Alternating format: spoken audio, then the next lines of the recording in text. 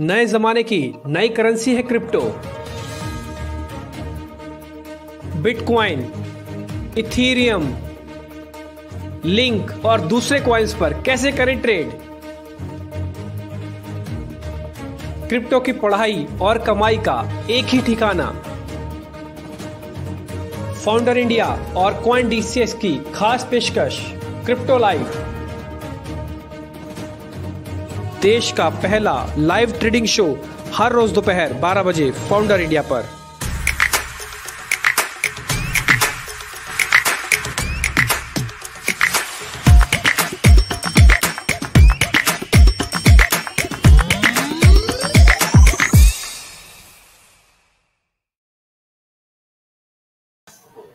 तो CoinDCX के साथ मिलकर हमारी एक खास पेशकश है, जो कि हम लगातार आपको कॉइन्स के बारे में बता रहे हैं, जो कि वर्चुअल कॉइन्स होते हैं। बिटकॉइन, इथीरियम और बहुत सारे ऑल्ट कॉइन्स हैं जिसके बारे में हम डिस्कस करते हैं आधा घंटा।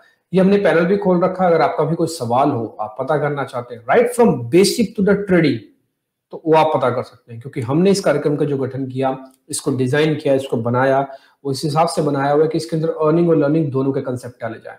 जब इस कार्यक्रम को बना रहे थे तो हम पहले ये सोच रहे थे कि जो CoinDCX की वीडियोस हैं उससे कुछ मिलता जुलता हम कुछ डिस्कशन करेंगे कि ब्लॉकचेन क्या होती है, बिटकॉइन क्या होता है, इथीरियम क्या होता है, कैसे काम करता है, इसमें लिटिगेशंस क्या होती है। पहले के 5-6 एपिसोड हमने किए भी वैसे किए, लेकिन 5-6 एपिसोड करने के बाद हमको ये समझ में अच्छी तरह से आ रही थी, जो हम चाहते भी थे कि ऐसा ही हो, कि धीरे धीरे करके इसको ट्रेडिंग प्लेटफॉर्म में भी कन्वर्ट किया जाए, सिर्फ कोरा ज्ञान ना रखा जाए। अगर पूरा ज्ञान रखा जाएगा तो फिर दिक्कत हो जाएगी, फिर आप ट्रेडिंग अपॉर्चुनिटी शायद पूरी तरह से नहीं ले पाएंगे। तो पुनीत इनफैक्ट मेरे साथ जुड़ भी चुके हैं। तो धीरे धीरे हमने क्या किया कि इसको ट्रेडिंग में भी कन्वर्ट किया, आपको कॉइन्स भी देना शुरू किए, आपको BTC की ट्रेड भी बताते हैं। अब ये इकलौता ऐसा प्लेटफॉर्म है जहां पर हम बहुत बेसिक सवाल भी पूछ लेते हैं, जो एक न्यू कमर का सवाल होगा, और कई बार एक ऐसा टिपिकली टफ क्वेश्चन भी पूछ लेते हैं, फिबोनाची वगैरह लगा के, या कुछ टेक्निकल्स के कैंडल स्टिक्स के पैटर्न में पूछ लेते हैं, जो टिपिकली ग्रेजुएट का सवाल होता है।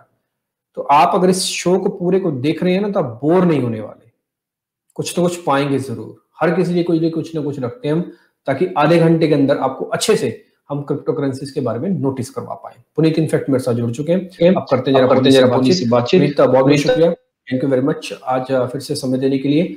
हम BTC के चार्ट के साथ ही शुरू करते हैं, हम कुछ और ऑल्ट कॉइन्स पे भी आएंगे, लेकिन पहले जरा BTC पे आते हैं।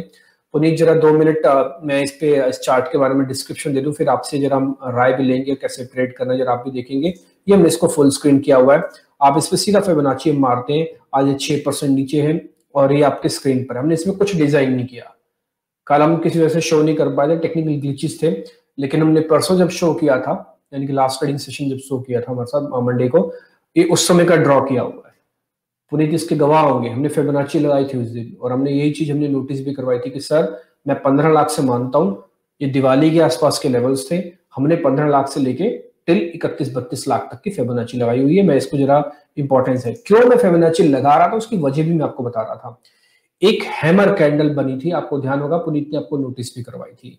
हैमर कैंडल के बाद एक कैंडल बनी थी जिसकी बॉडी बहुत बड़ी बन रही थी, और हमने आपको एक चीज और भी नोटिस करवाई थी कि इस कैंडल को देखने के बाद, हमने कैंडल स्टिक्स का ज्ञान भी आपके साथ बैक टू बैक रख रहे हैं, इस कैंडल को देखने के बाद हमें ऐसा लगता है कि बोलिंगर बैंड का मीडियन तक ये जरूर आएगा।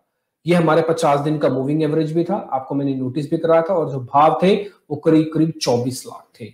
24 लाख का रेट हमने देखा है CoinDCX की स्क्रीन पर। अगर आप इसकी विक को नोटिस कर रहे हैं तो आपको दिख जाएगा, ये देखिएगा इसकी विक यहां तक आई हुई है बोलिंगर बैंड के, 24,56,000 तक का इसके अंदर ट्रेड है। हालांकि थोड़ा और भी नीचे का ट्रेड है, लेकिन मैं एवरेज मान लेता हूं, ठीक। और आप करीब करीब अगर 50% फिबोनाची भी कैलकुलेट करते हैं तो वो भी करीब 24,10,000 के आसपास आके बनती है। तो ये है टेक्निकल्स की इंपॉर्टेंस, तो ये है लेवल्स की इंपॉर्टेंस।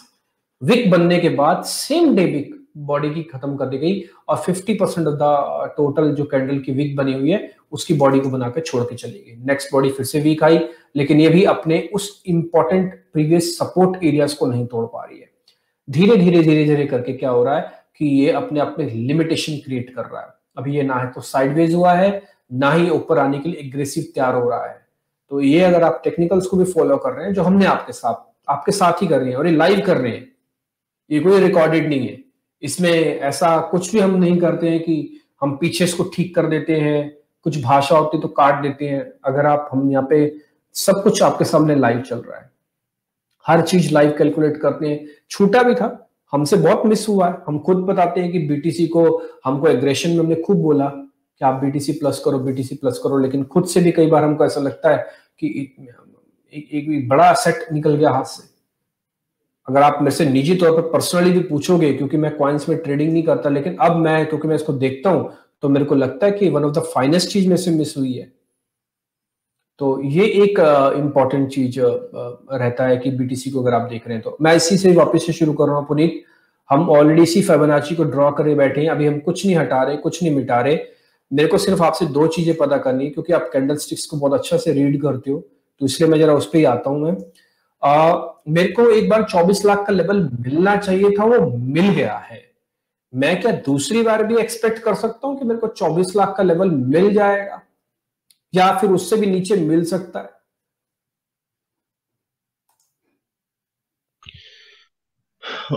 Good afternoon sir. अभी एक्चुअली ये मैं कहूंगा कि एक बेस्ट टाइम है जहां पे आप दोबारा शायद एंट्री लेने के बारे में सोच सकते हैं। एक्चुअली मैं आज जब मैं सुबह उठा था मैं देख ही रहा था कि मार्केट में आज मतलब उतना उछाल नहीं आया है। तो जितने मेरे कोलीग्स हैं, मैंने कोलीग्स को भी अपने बोला है कि मतलब वो अपनी एग्जिट ले ले फिलहाल के लिए। लेकिन अब अगर मैंने जैसे मतलब इसको एज एन ओवरऑल मार्केट देख रहा हूँ, तो मुझे डॉलर इंडेक्स भी अभी नीचे जाता हुआ दिख रहा है। आपकी ऑल्ट कॉइन्स भी अभी थोड़े बहुत मतलब कंसोलिडेशन जाते हुए दिख रहे हैं। तो इस टाइम पे अगर आप बिटकॉइन को छोड़ के अगर आप इथेरियम में एंट्री लेना चाहें, तो इथेरियम एंट्री आपकी ज्यादा बनती है। बाकी अगर मैं आपके फिबोनाची लेवल्स की बात करता हूँ, जो आपने अभी बिटकॉइन इसके चार्ट के ऊपर ड्रॉ किए हुए हैं, अभी आपके पास जो चार्ट चल रहा है, तो उस चार्ट के अकॉर्डिंग अभी भी हम एक अच्छे लेवल के ऊपर है, जहां पे हमने 61.8% से अपनी मूवमेंट स्टार्ट करी है दोबारा से पुल बैक के लिए। और आपने बात बिल्कुल सही बोली कि हमारा बॉलिंजर पैड का जो हमारी मिडिल रेंज होती है, जो हमारी एवरेज टू रेंज होती है, हम उसको टारगेट करते हैं यहाँ पे। तो अभी वो चीज मार्केट ने अचीव कर ली है। अगर आप देखो उसको वीक में वो अचीव हो चुकी है। तो उसके बाद से अभी मार्केट एक कंटिन्यूअस कंसोलिडेशन में है, या डिस्ट्रीब्यूशन बोल लो, डिस्ट्रीब्यूशन तो हम इसको नहीं कह सकते, खैर इसको कंसोलिडेशन बोलना ज्यादा मतलब मैं इसको ठीक बोल लूंगा। तो अभी फिलहाल हम एक कंटिन्यूअस कंसोलिडेशन में है यहाँ पे। और अगर मैं इस रूल के हिसाब से जाता हूँ, तो अभी मुझे यहाँ पे एक अच्छा मूव दिख रहा है कि अब यहाँ से एंट्रीज बनती हैं। आपको याद होगा कि मैंने फ्राइडे को बोला था कि मंडे से ट्यूसडे के बीच में मतलब मंडे और ट्यूसडे ऐसे 2 दिन रहेंगे। अगर जस्ट इन केस मार्केट यहाँ पे 41,000 के 42,000 के आसपास क्लोज होती है, तो मंडे ट्यूसडे और वेंसडे एक 2 से 3 दिन ऐसे रहेंगे जहां पे मतलब स्टार्टिंग के वीक के कि जहां पे आपकी मार्केट आपको शायद थोड़ा डाउन ट्रेंड दिखाएगी। और अभी भी एग्जैक्टली वही प्ले आउट हुआ है। तो अब वेडनेसडे जैसे स्टार्ट हो चुका है, उसके बाद Thursday, Friday, Saturday and Sunday है हमारे पास। तो अब हम यहाँ पे थोड़ी सी रिकवरी के ऊपर ऊपर देख रहे हैं। और अभी इस टाइम पे मैं अपने पर्सनली रफली फ्राइडे तक कम से कम मैं इस चीज को टारगेट कर रहा हूँ कि ये एक इनडिसीजन कैंडल दिखा दे या फिर थोड़ा सा बुलिश मूव दिखा दे। तो अगर ये ऐसा कुछ करती है, तो उस केस में आई एम डैम श्योर कि सैटरडे संडे तक हम दोबारा से अपने एटीएच के लेवल्स के ऊपर जा रहे होंगे। ठीक है। तो ये चीज आपकी बीटीसी पे और इथेरियम पे दोनों पर अप्लाई होती है। ओल्ड कॉइन्स के लिए मैं अभी श्योर नहीं हूँ।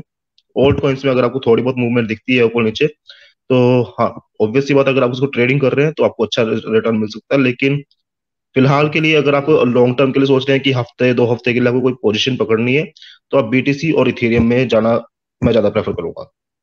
ठीक है। मैं इथेरियम पहले मैं जरा बीटीसी क्लियर कर लेते हैं वापस एक बार, इसको कंफर्म कर लेते हैं पक्का आपसे। दो चीजें हमको भी साफ दिख रही हैं। फर्स्ट, आप देख पा रहे होगे फिबोनाची तो खैर अपनी जगह पे था ही था, हमने एक स्टॉक आरएसआई भी डाला हुआ है, आप ये भी अपने देख पा रहे हो। हमने ये भी कहा था कि जब भी ओवरशूटेड होता है, यानी कि 80 के ऊपर जब भी क्रॉसओवर्स बनेंगे, वो आइदर साइड आपको ध्यान रखना होगा। हाँ, अब हम क्या करते हैं कि ओवरसोल्ड वाली कैटेगरी में भी आके क्रॉसओवर्स कर रहे हैं। क्रॉसओवर्स दो चीजों का होता है, फर्स्ट एक रेड लाइन है और एक ब्लू लाइन है। ये बहुत ही बेसिक चीज है, ये जो भी स्टार्टिंग ट्रेडिंग करता है ना, उसको जरूर रखनी चाहिए टूल्स अपने पास। अगर आपके पास ये टूल्स नहीं है ना, तो आप सिर्फ और सिर्फ स्पेकुलेशन करते हो। ये तो सिक्का उछालने से भी बदतर हालत में है कि सिक्का उछालोगे, आपको पता है 2 ही ऑप्शन है इसमें, तो आप दोनों हो गया 3-4 ऑप्शंस में फंस जाओगे फालतू में। तो इसलिए थोड़े से टूल रखो। और मैं ये नहीं कहता कि आप टेक्निकल्स का बहुत बड़ा कोई कोर्स करके आओ, कोई इंग्लैंड से डिग्री पढ़ के आओ या कोई वैसे लेके आओ। मैं इतना जरूर कहूंगा कि कम से कम 2-4 टूल के ऊपर महारत हासिल कर लो। ये 1 महीना लगता है, आर्टिफिशियल ट्रेड करो, पेपर्स पे ट्रेड करो, आपको लग रहा है कि हाँ ये टूल मेरे काम आता है, ये मेरे को सिग्नल करता है, ये मेरे को बताता जरूर है। अब आप भी देख पा रहे हो कि इस पे हम बहुत ज्यादा गणित ज्ञान नहीं लगाते हैं, बहुत सिंपल सिंपल सी एवरेजेस डाली हुई है जो पहले से प्री डोमिनेटेड है, फिक्स है, वॉल्यूम डाला हुआ है, आरएसआई डाला हुआ है, थोड़ा बहुत फिबोनाची डाल देते हैं कभी कभार। वो भी जब चेक करना होता है कि एक्सट्रीम हाई बन गया, एक्सट्रीम लो बन गया, ताकि उसको चेक तो कर लें कि अभी ये कहाँ पे आके रुकना चाहिए, कहाँ पे आके आना चाहिए। हमने फिबोनाची सिर्फ बिटकॉइन में 2 बार ही डाली है। एक बार ये करीब 20 लाख के आसपास थी और दूसरी बार 31 लाख के आसपास। इसके बीच में उन्होंने कोई फिबोनाची भी नहीं डाली, क्योंकि डालने की जरूरत ही नहीं पड़ी, मौका नहीं दिया, मार्केट ने भी मौका नहीं, रिदम इतना फास्ट था। जब रिदम के अंदर थोड़ा डिस्ट्रीब्यूशन दिखने लगा, हाँ रिदम के अंदर थोड़ा रिट्रेसमेंट, फटीक, थकावट दिखने लगी, तब हमने इसके अंदर फिबोनाची डाली कि अब जरा चेक करते हैं कि हाँ कहाँ कहाँ पे आके रुक सकते हैं, कहाँ कहाँ पे आप एंटर मार सकते हैं। तो हमारे लेवल्स थे 24 लाख, आए हम तो टिके रहे, तो हमने बाजार से फाइट नहीं किया, हमको था कि 24 लाख आना चाहिए, आ गया हमारा लेवल। आज हम भले ही 24 लाख से ऊपर ट्रेड कर रहे हैं, मैं चाहूं तो मैं प्रॉफिट भी बुक कर सकता हूं, बट मेरी मर्जी है, क्योंकि मेरे को ऐसा लगता है कि रिदम है, ट्रेंड है, जिसको हमको फॉलो करना चाहिए। एक और इंपॉर्टेंट चीज, अब हम ओवरसोल्ड के अंदर एक क्रॉस ओवर्स ले रहे हैं वापस से, ये ब्लू लाइन एक बार आ जानी चाहिए ऊपर, ये बाय डिफॉल्ट आएगा। हाँ अगर इसके अंदर आप कोई भी टर्मिनल इस्तेमाल करते हैं, खासकर अगर पॉइंट डीसीएस करते हैं या फिर ट्रेडिंग व्यू भी इस्तेमाल करते हो, तो बाय डिफॉल्ट आ जाएगा। आपको लेवल्स डालने की जरूरत नहीं है, 14-14-3-3 की लेवल्स डले हुए हैं ऑटोमेटिकली। ठीक, दूसरी इंपॉर्टेंट बात, ये मेरे को लग रहा है कि एक बेस का काम करेगा, जो पुनीत अभी आपको बता रहे हैं। मैं प्राइस के साथ साथ, देखो राजा तो प्राइस और वॉल्यूम ही होते हैं, लेकिन कई बार क्या ना छोटे मोटे मंत्री भी कैबिनेट के आपको बता देते हैं कि अच्छी सलाह दे देते हैं, तो उसमें से प्राइस और वॉल्यूम भी इंडिकेट कर रहा है कि शायद एक बार बेस बना हुआ है। हाँ क्योंकि 2-3 बड़ी रेड कैंडल्स के बाद आप देख पा रहे हो यहाँ पे ग्रीन कैंडल्स का जन्म हो रहा है वापस से। ऑल्दो ये बहुत छोटी है, इसको बैक टू बैक मूवमेंट चाहिए, बट अगर ये फर्स्ट 3-4 रेड कैंडल्स को खत्म करने के लिए पहली ग्रीन कैंडल आई है, तो मैं उम्मीद करता हूं कि एक बार जो रिदम है वो ब्रेक हो गया। एक सेल का रिदम होता है ना कि आपको ड्रैग पे ड्रैग घसीटता हुआ ले जाएगा, वो कम से कम एक बार ब्रेक हो गया। दूसरा, ये मेरा आरएसआई या कि शायद क्रॉस ओवर्स देगा मेरे को, ये इंपॉर्टेंट बात है। तीसरा, बुलिंगर बैंड का सपोर्ट मेरे पास पड़ा हुआ है। और चौथी इंपॉर्टेंट बात है, क्योंकि ये ट्रेंड बहुत हाई है इसका, तो ये ज्यादा नीचे नहीं आते हैं, ट्रेंड के अगेंस्ट में ज्यादा नीचे नहीं कोई भी चीज जाएगी, तो यहाँ पे रुक जाएगी। आई होप कि यहाँ पे कुछ ना कुछ मोमेंटम आपको अच्छे से मिल जाएगा। पुनीत, अब मेरे को 2 सवाल आपसे पता करने हैं। पहला, क्या मैं यहाँ पे जो भाव मेरे को मिल रहा है आईएनआर में, वो मिल रहा है 27 लाख रुपए का, मैं अगर यहाँ पे ले लेता हूं, मैं लूंगा भी 25% क्वांटिटी, इस चीज को ध्यान में रखते हुए कि मेरा बेस है और वापस से पुल बैक आएगा, तो मेरा स्टॉप लॉस क्या, ये स्टॉप लॉस क्या 24 लाख, मैं रखूंगा जरूर अपना स्टॉप लॉस। हाँ तो मैं क्या 24 लाख का रखूं, या मैं 27 लाख का लू ही नहीं, एक बार वेट एंड वॉच करूं कि एक कैंडल और बन जाए, या मैं इसको ले ही लू 20%, तो फिर 24 लाख का एक स्टॉप रख दूं, कैसे करूं ट्रेड इसको, जरा ट्रेड भी मेरे को आप बता दो। ठीक, ओके सर, तो for the time being I am quite bullish.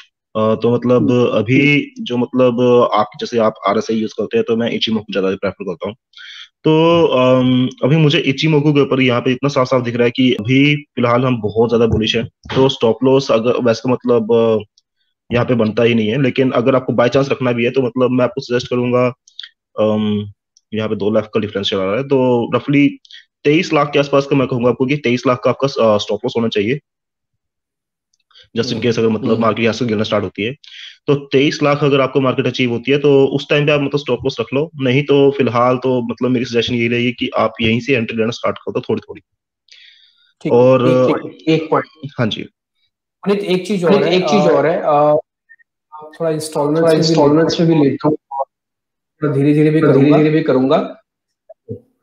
ये स्टार्टिंग वॉल्यूम अभी थोड़ा और इंफॉर्मेशन हो जाए तब वॉल्यूम बढ़ाऊं, वॉल्यूम कैसे रखना चाहिए, यानी कि पैसे कितने लगाऊं।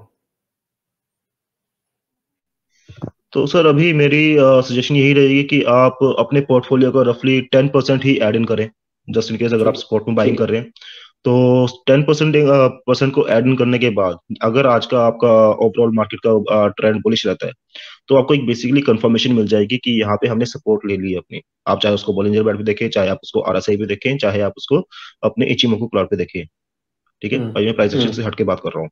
तो अगर आप इस आज के मतलब लेवल्स को कंफर्म कर लेते हैं यहाँ पे, जैसे आपका 10% का पोर्टफोलियो अगर आपका एंटर हो जाता है, उसके बाद आपको जैसे ही कंफर्मेशन मिलती है, तो आप कंफर्मेशन के बाद अपना दोबारा से 10 से 20% अपना दोबारा ऐड इन कर सकते हैं। तो उससे क्या होगा कि आपको 30% या 35% के आसपास का आपको एक पोर्टफोलियो एंटर हो जाएगा मार्केट के अंदर बिटकॉइन के लिए। और फिर बिटकॉइन अगर यहाँ से अच्छा मूव देता है, जो कि अगर मान लो अगर ये अपने लेवल्स को फॉलो करता है प्रॉपर, तो यहाँ से हम जो देख रहे हैं, मैं देख रहा हूँ से कम 36 से 37 लाख रुपए बिटकॉइन का टारगेट। तो उस केस में मतलब आपके 30% जो आपका पोर्टफोलियो, वो भी आपको काफी अच्छा रिटर्न देके जाएगा। ऑलमोस्ट हमारा भी यही है कि बट एक चीज पुनीत पे को और ध्यान रखनी है, इंडियन बजट के हिसाब से कितनी इंपॉर्टेंस रखती है बिटकॉइन की मूवमेंट। ऑल्दो ये इंटरनेशनल करेंसी है और देश इसमें ज्यादा इन्वॉल्व है, भारत की वेटेज भी कम है, बट लेकिन भारत के लिए एक बड़ा इवेंट है सामने बजट।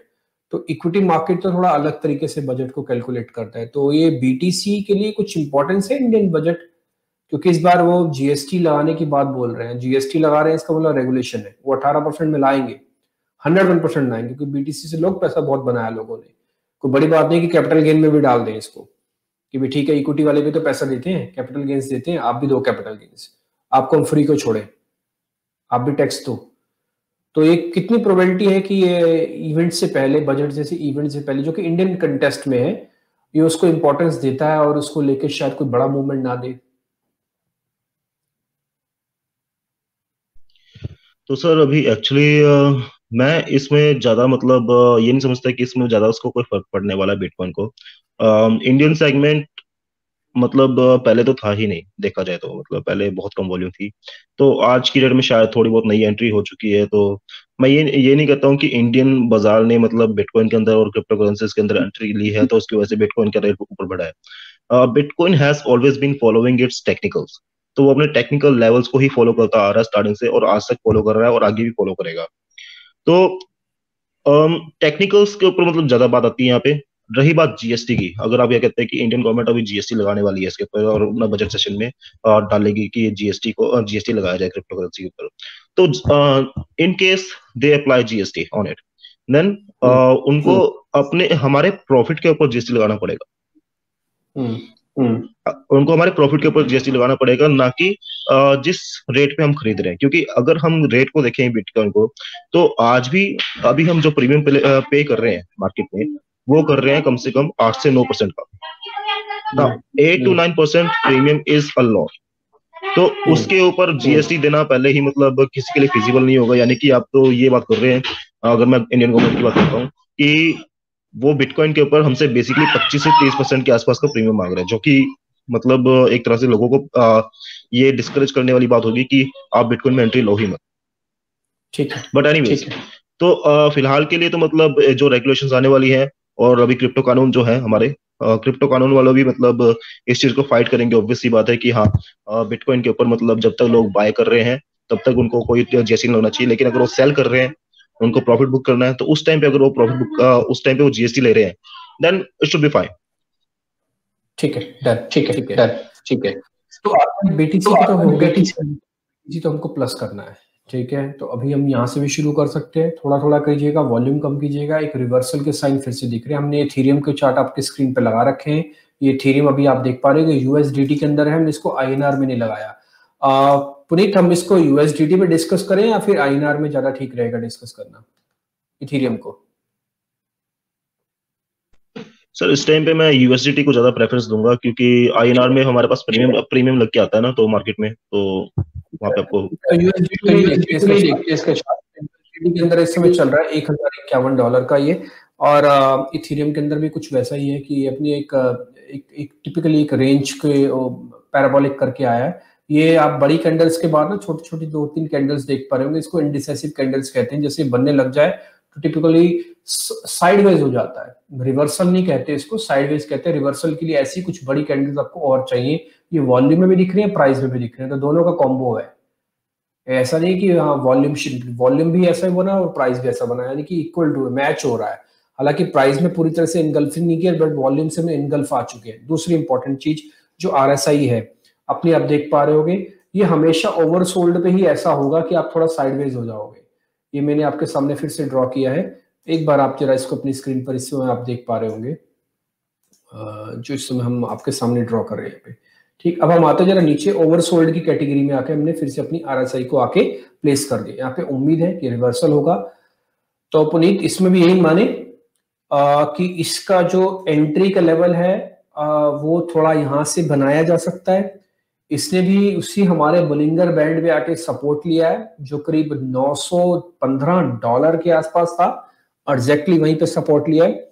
तो मैं टिल $915 तक इसको बाय करता चलो, ये आप रिकमेंडेशन दोगे। अभी चल रहा है 1045, मैं इसको लूंगा तो सही, बट मैं ये मान के चलता हूं कि 1045 से लेके 930 तक करीब करीब $70 की रेंज में मैं अपना इथेरियम प्लस कर लूंगा।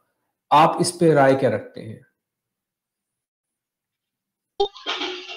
एक्चुअली मैं सेम स्ट्रेटजी को ही फॉलो करता हूँ। तो मेरा मतलब जब तक आपका मेरा स्टॉप लॉस हिट नहीं होता तब तक मैं कंटिन्यूसली बाइंग ही करता हूँ। तो जैसे मैंने आपको पहले भी बताया है कि मतलब मैं हमेशा 1% या 1.5% पोर्टफोलियो ही एंटर करता हूँ अपने ट्रेड में बस।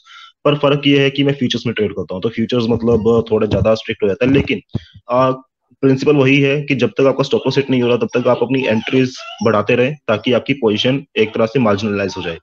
फिर जस्ट इन केस आपकी ट्रेंड आपके अगेंस्ट जा रहा है, तो उस केस में आप वहां पे अपना स्टॉप लॉस हिट करवाकर बाहर एंट्री ले लें ताकि आपको ज्यादा लॉस ना हो। और अगर आपको यहाँ पे इस रेंज में आपको ऐसे एंट्रीज मिलती है और यहाँ से आपको एक अच्छा पुल बैक मिल जाता है, तो उसमें आपको जो रिटर्न होता है रिटर्न बहुत ज्यादा बढ़िया होता है, जिसमें मतलब आप ये कह सकते हैं कि हाँ आप किसी और एसेट क्लास को देखते भी नहीं रहते। तो अभी इसमें हम करें क्या? तो फिर यहाँ पे धीरे धीरे कुछ पोजीशंस बना दें और स्टॉप लॉस भी दें, पोजीशंस को बढ़ा लो। यहाँ पे आपको पोजीशन अपनी बढ़ानी चाहिए और जो आपको मेरा स्टॉप लॉस होना चाहिए वो यहाँ पे आपका होना चाहिए 874 का या 75 का। तो 874 875 का ऐसा लेवल होगा जहां पे मार्केट आपकी थोड़ी बहुत आपको रिजेक्शन दिखाना स्टार्ट करेगी, और अगर ऐसा कुछ रहता है तो यहाँ पे आपका जो ट्रेंड रिवर्सल है, ट्रेंड रिवर्सल के साइंस ज्यादा बढ़ जाएंगे। ठीक है, देखते हैं पे क्या पोजीशंस बनती है। लेकिन हाँ, इथेरियम और BTC की अगर मैं आपको चॉइस दूं पुनीत, तो आप एक ही ऑप्शन है आपको मैं देना चाहूंगा। तो आप BTC के साथ अभी एवरेज करना शुरू करोगे, यानी कि वापस से रिवर्सल खेलना शुरू करोगे, या फिर इथेरियम के साथ? हालांकि आप दोनों ही बोल चुके, बट फिर भी मैं चॉइस देना चाहता हूँ। मैं दोनों में से किसी एक के साथ ही कर सकता हूँ क्योंकि फंड्स लिमिटेड है। तो सर अभी तो मेरा टारगेट यहाँ पे रहेगा कि अगर आपके फंड्स लिमिटेड हैं तो उस केस में मैं आपको बोलूंगा कि आप इथेरियम में एंट्री करना स्टार्ट करें। अगर आप इथेरियम को एज अ होल देखते हैं, जो इथेरियम है एक तो USDT के अगेंस्ट, दूसरा जो इथेरियम की ओवरऑल मार्केट कैप है, तो इथेरियम की इस टाइम पे ओवरऑल मार्केट कैप भी काफी ज्यादा बुलिश है और इथेरियम का जो USDT का जो आपका पैटर्न है वो भी काफी ज्यादा बुलिश है। तो Ethereum is a better choice for me to enter in the market if my funds are limited. मैं किसी और ओल्ड कॉइन की तरफ नहीं जाना चाहूंगा इस टाइम पे। ओल्ड कॉइन्स में अगर आपके पास कोई पेनी कॉइन्स हैं, जो पेनी स्टॉक्स बोलते हैं जिसको बेसिकली आप इक्विटीज में, वैसे हमारे पास अगर जो छोटे छोटे कॉइन्स हैं वो कॉइन्स अभी फिलहाल कंसोलिडेशन में जा रहे हैं, और अगर मैं कंसोलिडेशन में देख रहा हूँ उनको तो मुझे लग रहा है कि अभी मार्केट में वहां पे एंटर नहीं करना चाहिए बिल्कुल भी। हालांकि कई लोग हैं जो अभी सोच रहे हैं कि हाँ अगर हम आज पेनी स्टॉक्स खरीद के रख लेते हैं तो कल इसकी वैल्यू बढ़ी जाएगी, क्योंकि कंसोलिडेशन तो काफी कम टाइम तक रहेगी या ज्यादा ज्यादा 1-2 महीने खिंच जाएगी। लेकिन मेरा गोल हमेशा ये रहता है कि जब मार्केट ट्रेंड कर रही हो तो उस टाइम पे उसका एंटर करना समझदारी है, बजाय इसके कि आप उस चीज को खरीद के रख लो फिर उसका वेट करो 2 महीने 4 महीने 5 महीने, जितना भी लंबा टाइम खींचता है। तो फिलहाल तो मेरा इथेरियम के लिए मतलब एक क्लियर कट बाय है कि मतलब इथेरियम पे ही एंट्री बनती है इस टाइम, मेरी फर्स्ट प्रेफरेंस है वो। ठीक है सर, इथेरियम ही बाय रखते हैं। और ऑल्ट कॉइन्स को तो हम डिस्कस भी नहीं करते आज, क्योंकि वो मौका ही नहीं आज डिस्कस करने का, ना ही समय है। और जब आपको पहले से पता हो कि आपको पुल बैक वाले ट्रेड में हो, एक अच्छे ट्रेंडिंग ट्रेड में हो, तो फिर इथेरियम के साथ ही जाओ, जो कि 60-70% में टोटल पोर्टफोलियो में है। अगर फंस भी गए तो आपको ऐसा लगेगा नहीं कि आप गलत कॉइन में हो, क्योंकि ऑल्ट कॉइन में अगर फंस गए तो फिर हो सकता है सालों का वेट हो जाए। इनमें ऐसा होता नहीं, क्योंकि ट्रेंड अभी भी तेज है। बहुत बहुत शुक्रिया पुनीत आपका आज कार्यक्रम में जुड़ने के लिए। Thank you very much again समय देने के लिए। बहुत अच्छा लगा आपसे आज बातचीत हुई वापस से।